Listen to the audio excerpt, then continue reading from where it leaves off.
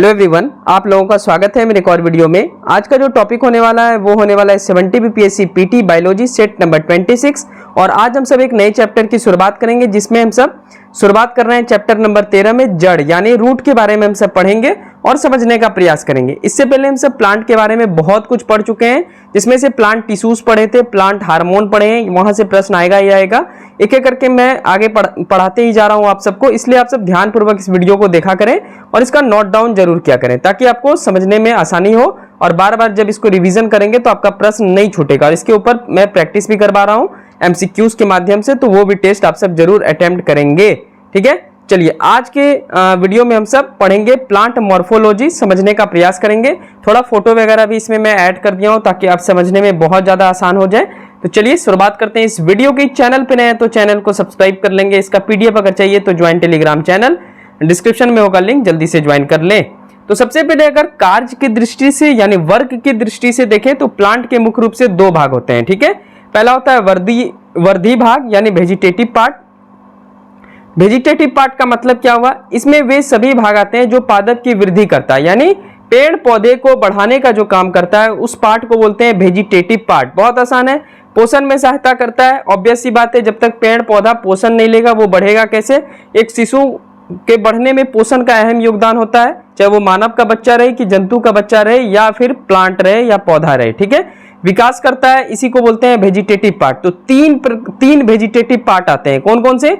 जड़, तना और पत्ती। याद रखेंगे प्लांट का वेजिटेटिव पार्ट तीन है, जड़, तना और पत्ती, क्योंकि यही तीन जो है ये पादप के विकास में सबसे महत्वपूर्ण भूमिका निभाता है, जड़, तना और पत्ती। ठीक है, तो पहला भाग हो गया कार्य की दृष्टि से प्लांट का पहला भाग हो गया वेजिटेटिव पार्ट, जिसको बोलते हैं हिंदी में वर्धी भाग।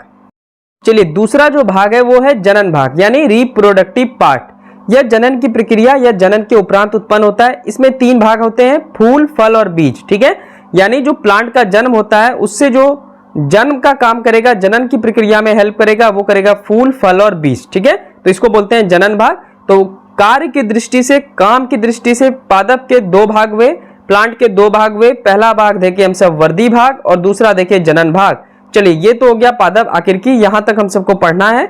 इसमें फूल, फल, बीज और उधर जड़, तना और पत्ती, इस 6 चीज के बारे में हम सब पढ़ेंगे और बहुत ही मजा आएगा। चलिए जड़ अब हम सब शुरू करते हैं और बहुत ही मजा आएगा। फिगर भी दिया हुआ हूं तो आपको बहुत ही इंटरेस्टिंग लगेगा पढ़ के। सबसे पहले जड़ क्या है, तो जड़ जमीन के भीतर या जमीन के ऊपर भी पाए जाते हैं। भीतर वाला जड़ तो अभी हम सब बाद में देखेंगे, लेकिन सबसे पहले आप सब उदाहरण के तौर पे समझेंगे कि जमीन के ऊपर जड़ कहां से आ जाता है भाई। तो जमीन के ऊपर भी जड़ रहता है। इन सब पौधे में आप देखिए जमीन के ऊपर जड़ रहता है, जिसमें बरगद का जड़, अगर आप गांव में रहते हैं तो बचपन में उस बरगद के जड़ पे आप झूला जरूर झूले होंगे, तो वो बरगद का जड़ ही होता है। मक्का का पौधा में जड़ जो होता है वो जमीन से ऊपर होता है, नीचे भी होता है पर जमीन से ऊपर भी होता है। गन्ना का पौधा का भी सेम हाल है, जो नोट्स होता है और इंटर नोट्स होता है, अगर उसको काट के आप जमीन के तर में लगा देंगे गन्ना में तो गन्ना का पेड़ उग जाएगा। ठीक है, जो मोटा वाला सिरा होता है जहां से आप छीलते हैं, जहां पे आपको थोड़ा ताकत लगाना पड़ता है, उसी को बोलते हैं जड़। तो गन्ना का पौधा में भी जड़ जमीन से ऊपर रहता है, मक्का का पौधा में भी जमीन से ऊपर रहता है और बरगद का जड़ तो आप सब जानते ही है, झूले ही होंगे, तो वो जड़ तो जमीन से ऊपर रहता ही रहता है। और एक और इसमें उदाहरण बहुत बार एग्जाम में आया हुआ है, तो इसको जरूर देख लें आप सब। अतिरिक्त में मैं लिखवा दिया हूं क्योंकि यहां से क्वेश्चन पूछा जाता है। तो एक सुंदरी वृक्ष आता है, यह जड़ जमीन से ऊपर रहता है, मतलब इस वृक्ष का भी जड़ जो है वो जमीन से ऊपर रहता है और इसमें न्यू मेटाफोर्स पाया जाता है। और यह क्या करता है, वायुमंडल से नाइट्रोजन का अवशोषण करता है। तो सुंदरी वृक्ष के बारे में याद रखेंगे, यह जो वृक्ष है ये एनवायरमेंट से, वायुमंडल से नाइट्रोजन का अवशोषण करता है। बार बार क्वेश्चन आएगा यहां से कि वायुमंडल में नाइट्रोजन का अवशोषण कौन करता है, तो सुंदरी वृक्ष करता है। ठीक है, और इसका भी जो जड़ है वो जमीन से ऊपर रहता है और उसमें न्यू मेटाफोर्स पाया जाता है, जिस वजह से वो अवशोषण कर लेता है नाइट्रोजन का। चलिए अब एक क्वेश्चन पूछेगा आपसे कि जड़ कहां से उत्पन्न होता है। ठीक है, तो ऐसा डायरेक्ट क्वेश्चन आपके बीएसएससी सबके एग्जाम में आ जाता है, लेकिन आपको डीपली पढ़ना है 70 बीपीएससी के लिए। तो जड़ कहां से उत्पन्न होता है, तो यह मूलांकुर से या पादप के अन्य भाग से उत्पन्न होता है। मूलांकुर से हो सकता है उत्पन्न या पादप के अन्य भाग से होता है। अब भाई पेड़ पौधे के अन्य भाग कहां से उत्पन्न होगा, तो तना और पत्ती से भी जो है जड़ उत्पन्न हो जाता है। कैसे, मैं उदाहरण के तौर पे समझाता हूं। रोज देखे होंगे गुलाब का पेड़, उसका आप डाली लगा देते हैं, कैसे लग जाता है, तो क्योंकि वहां से रूट निकलता है। और अब डाली क्या है, डाली तो तना है, तो तना से तो आपका क्या होता है, तना से जड़ निकलता है, इस वजह से वो वहां से भी जड़ हो जाता है, तना से भी और पत्ती से भी, ठीक है। और बाकी जड़ कहां से उत्पन्न होता है, मूलांकुर से उत्पन्न होता है। अब बीज के जनन के समय क्या होता है कि मान लेते हैं ये बीज है, ध्यान से समझेंगे, ठीक है।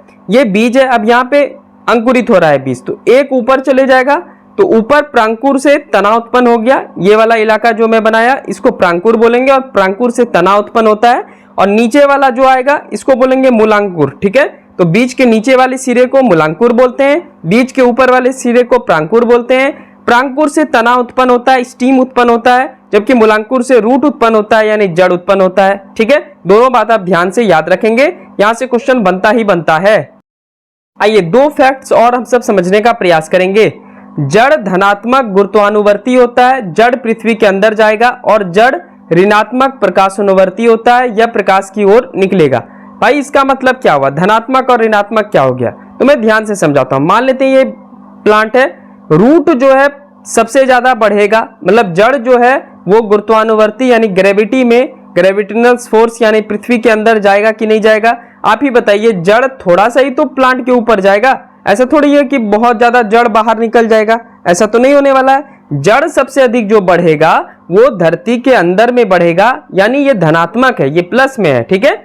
और ऋणात्मक का मतलब क्या हो गया, प्रकाश की ओर जड़ कम बढ़ता है, इसलिए ये ऋणात्मक है। सिंपल सा बात आप समझ गए। जड़ जो है वो जमीन के अंदर ज्यादा बढ़ेगा, इसलिए ये इसको धनात्मक कहा गया, इसलिए इसको धनात्मक गुरुत्वानुवर्ती कहा गया, क्योंकि ये पृथ्वी के अंदर ज्यादा बढ़ रहा है। जबकि प्रकाशानुवर्ती जो जड़ है वो प्लांट से बहुत थोड़ा ही बाहर निकला रहेगा, इसलिए इसको बोलते हैं कि ऋणात्मक प्रकाशानुवर्ती। प्रकाश की ओर ज्यादा ये बढ़ेगा नहीं, ये धरती के अंदर ज्यादा बढ़ेगा, ठीक है। नोट, एक बात और याद रखेंगे इसमें, जड़ में इंटरनोड्स जिसको पर्व संध्या बोलते हैं, इसको बोलते हैं इंटरनोड, ठीक है। ये दो पत्ते के बीच की दूरी को इंटरनोड्स बोलते हैं, ठीक है। ये सब ध्यान देंगे, बार बार प्रश्न यहां से पूछेगा। नोट्स किसको बोलेंगे, तो जहां से पत्ती निकला हुआ है उसको नोट्स बोलेंगे, हिंदी में पर्व बोल देते हैं। और कलिकाएं आप जानते ही हैं, कली, बर्ड्स। तो जड़ में इंटरनोड, नोट्स और बर्ड्स नहीं पाए जाते हैं, याद रखेंगे। कंफ्यूजन वाला प्रश्न यहीं से उत्पन्न होता है। लिख देगा निम्नलिखित में से कौन जड़ में पाए जाते हैं, और ये 3 ऑप्शन दे देगा और 4 ऑप्शन। तो इस प्रकार से आप याद रखेंगे तभी आपको समझ में आएगा। तो जड़ में इंटरनोड्स, नोट्स और बर्ड्स ये तीनों नहीं पाए जाते हैं, ठीक है। गुरुत्वानुवर्ती और प्रकाशानुवर्ती दोनों आप समझ गए होंगे कि ज्यादा रूट बढ़ रहा है इसलिए इसको प्लस में काउंट किए, और प्रकाश की ओर रूट कम बढ़ेगा इसलिए इसको माइनस में काउंट किए। चलिए रूट के संबंध में एक और चीज पे हम सब बात करते हैं, इसको बोलते हैं रूट कैप यानी मूल रोम टोपी, ठीक है। ध्यान देंगे, बगल में मैं फोटो भी लगा दिया हूं समझने में ताकि आप सबको आसानी हो।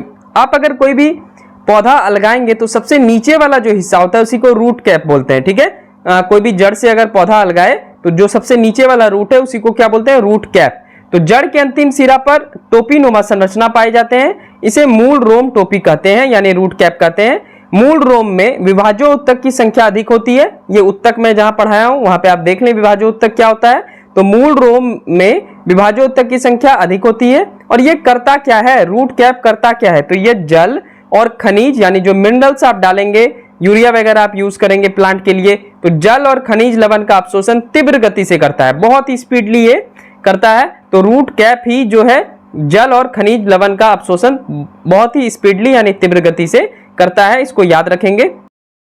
आइए अब देखते हैं हम सब, सामान्य रूप से जड़ 2 प्रकार के होते हैं, ध्यान पूर्वक समझेंगे, बगल में फोटो भी है। पहला हो गया मूसला जड़ जिसको टैप रूट कहा जाता है, यह जड़ जिसका विकास मूलांकुर से हो मूसला जड़ कहलाता है, ठीक है। ध्यान देंगे, वह जड़ जिसका विकास मूलांकुर से होता है मूसला जड़ कहलाता है। यह जड़ प्रायः द्विबीजपत्री में पाया जाता है, यानी ऐसा बीज जो कि 2 भाग से खुल जाए, जैसे आम का गुठली लेंगे उसको अगर खोलेंगे तो 2 भाग से खुल जाएगा। दाल लेंगे, चना, जैसे चना अगर मिले तो उसको अगर 2 भाग से खोलेंगे तो खुल जाएगा वो। काजू भी हो सकता है, काजू भी खुल जाता है, सलजम, जामुन, चुकंदर, ये सब का जो भी है ये सब किसमें पाए जाते हैं, द्विबीजपत्री ये होते हैं, और इसी में मूसला जड़ पाए जाते हैं। मूसला जड़ की पहचान क्या है एक्चुअल में, ठीक है, ये मेन समझना है हम सबको ताकि आप सब स्पेसिफाई कर पाए, समझ पाए। तो इसमें प्राथमिक जड़ों से क्रमशः द्वितीयक एवं तृतीयक जड़ों का निर्माण होता है, यानी एक मेन जड़ हुआ इस प्रकार से, और इसके साथ ऐसे निकलते रहेगा। मैं फोटो बना देता हूं एक बार अपने हाथ से। तो जैसे कि ये मेन जड़ हो गया, और फिर 1 निकला, 2 निकला, फिर इससे निकल गया द्वितीयक एवं तृतीयक जड़। तो एक मेन रूट होता है, उससे जितना भी जड़ निकलते रहता है, इसी को बोलते हैं हम सब मूसला जड़। इस प्रकार से, ठीक है। बगल में फोटो भी है, इसको भी आप देख लें तो फोटो से समझ में आएगा। तो आप याद रखेंगे कि मूसला जड़ मेनली द्विबीजपत्री में पाए जाते हैं। द्विबीजपत्री क्या होता है ये मैं पहले पढ़ा चुका हूं, जो खुल जाए, मतलब दोनों ओर से खुल जाए।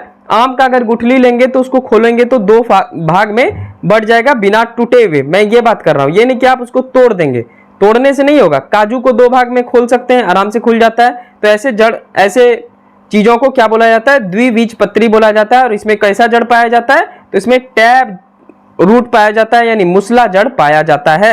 आई होप कि समझ गए होंगे। चलिए एक और जड़ है, देखिए ध्यान से। आइए दूसरा रूट देखते हैं हम सब, इसको बोलते हैं अपस्थानिक जड़, ठीक है, एडवांटिशियस रूट। ध्यान से समझेंगे इसमें। इस जड़ का निर्माण मूलांकुर से ना होकर पादप के अन्य भागों से होता है। अब मैं बात कर रहा था शुरुआत में, आपको मैं क्या बताया, पादप का अन्य भाग से कहां से जड़ निकल सकता है, तो वो पत्ती से निकल सकता है या तना से निकल सकता है। तो ऐसे जड़ को बोलते हैं अपस्थानिक जड़, इसको याद रखेंगे। यह जड़ अधिकांशतः एक बीजपत्री यानी मोनोकॉट्स में पाए जाते हैं, जैसे अनाज, चावल और गेहूं, डहेलिया, जूसिया, मक्का, ठीक है, इन सब में पाए जाते हैं। यानी ये जो अपस्थानिक रूट है ये इस प्रकार से निकलेगा, ठीक है, यहां से ही निकलते रहेगा डायरेक्ट। इसमें टैब रूट के तरह नहीं निकलता है। टैब रूट में क्या था, एक मेन जड़ था, उससे फिर निकल रहा था द्वितीयक एवं तृतीयक जड़, लेकिन इसमें सारा मेन ही जड़ है, समझ लीजिए। तना से निकला और यहां से ऐसे ऐसे निकलते जा रहा है, ठीक है, जिस प्रकार मैं फोटो बना रहा हूं। तो इसी को बोलते हैं अपस्थानिक जड़ यानी एडवांटिशियस रूट। तो जड़ कितने प्रकार के होते हैं, दो प्रकार के। इसका उदाहरण बार बार पूछेगा आपसे एग्जाम में, ऐसा कुछ नहीं पूछेगा कि अपस्थानिक जड़ क्या होता है, लेकिन आप ध्यान देंगे, कॉन्सेप्ट क्लियर रखेंगे तो वहां पे प्रश्न बनने का चांस ज्यादा हो जाता है, ठीक है। चलिए रूट के कुछ और भी हम सब प्रकार जानेंगे। जड़ों का रूपांतरण, मॉडिफिकेशन ऑफ रूट। पहला, खाद्य संग्रह के लिए, यांत्रिक सहायता के लिए, गैसों के अवशोषण के लिए। खाद्य संग्रह के लिए हम सब जड़ों का रूपांतरण कैसे करते हैं, हम सब जड़ क्या खाते हैं, तो दिखाता हूं मैं कि कैसे हम सब जड़ का यूज करते हैं, खाते हैं। तो चलिए देखते हैं हम सब। चलिए ध्यान पूर्वक समझेंगे। खादों का रूपांतरण, खाद्य संग्रह के लिए सबसे पहले हम सब शंकुआकार जड़ यानी गाजर का यूज करते हैं। ये शंकु के आकार का होता है, इसलिए इसको शंकुआकार जड़ बोलते हैं। आपसे क्या एग्जाम में पूछेगा, एग्जाम में पूछेगा शंकुआकार जड़ के उदाहरण दे, तो गाजर याद रखेंगे। दूसरा, तुर्क रूपी जड़। तुर्क रूपी जड़ कौन सा हो गया, मूली। हम सब मूली खाते हैं, तो ये तुर्क रूपी जड़ के अंतर्गत आता है। तुर्क रूपी मतलब आप देख लीजिए, यहाँ पे ऊपर तो है ही जो है प्लांट, और नीचे देखिए रूट एकदम पतला निकला रहेगा, इसको तुर्क रूपी बोलते हैं। गाजर में ऐसा नहीं, गाजर में मोटा रहता है और फिर ऊपर जो तना रहता है ये। तो तुर्क रूपी जड़ हो गया मूली, शंकुआकार जड़ हो गया गाजर। दो और उदाहरण है। चलिए तीसरा नंबर हम सब देखते हैं, बहुत ही महत्वपूर्ण है, कुंभी रूपी। कुंभी रूपी का मतलब क्या हो गया, जैसे उदाहरण सलजम, चुकंदर और हल्दी, ये कुंभी रूपी जड़ के उदाहरण है। आप देख सकते हैं फोटो में, ये आपका है सलजम, ये वाला जो थोड़ा बैगनी टाइप है, और ये है चुकंदर, ठीक है। चौथा है गांठदार जड़, इसमें आता है जल्पा और मिराविलिस। इसमें कैसा रहता है जड़, तो इसमें तो फूल में आपको पता नहीं चलेगा, मैं इधर समझाता हूं। इस प्रकार से कनेक्टेड रहता है जड़, ठीक है, मैं बना रहा हूं। इस प्रकार से कनेक्टेड जड़ को बोलते हैं गांठदार जड़। तो ये सारा जड़ जो है हम सब यूज करते हैं खाने में, तो इसलिए इसको बोलते हैं खाद्य संग्रह के लिए जड़। तो रूट का अभी तक हम सब यहां तक देख लिए। अब हम सब आगे क्या पढ़ेंगे, तो आगे पढ़ेंगे कि मूसला जड़ यानी टैब रूट जो अभी तक हम सब पढ़े थे, टैब रूट कितने प्रकार के होते हैं और अपस्थानिक रूट कितने प्रकार के होते हैं, ये दोनों हम सब सीखेंगे, तब ये जाकर के समाप्त होगा। फिर जड़ के बाद हम सब तना की ओर बढ़ेंगे। आई होप कि ये वाला वीडियो आपको पसंद होगा, पसंद है तो चैनल को सब्सक्राइब कर लेंगे और एक लाइक कर लेंगे। बीपीएससी के लिए बहुत ही जरूरी है कॉन्सेप्ट, इसलिए मैं कॉन्सेप्ट वाइज आपको समझा रहा हूं, तो प्लीज इसको अंडर एस्टिमेट ना करें, आराम से देखें, समझने का प्रयास करें। और फिर मैं इसके ऊपर एमसीक्यूज तो आपको करवा ही रहा हूं, तो इसलिए आप सब पहले इसको पढ़ें, उसके बाद इसके ऊपर एमसीक्यूज मैं करवाऊंगा, ठीक है। थैंक यू सो मच, मिलते हैं नेक्स्ट वीडियो में। सब्सक्राइब जरूर कर लेंगे चैनल को। Thank you.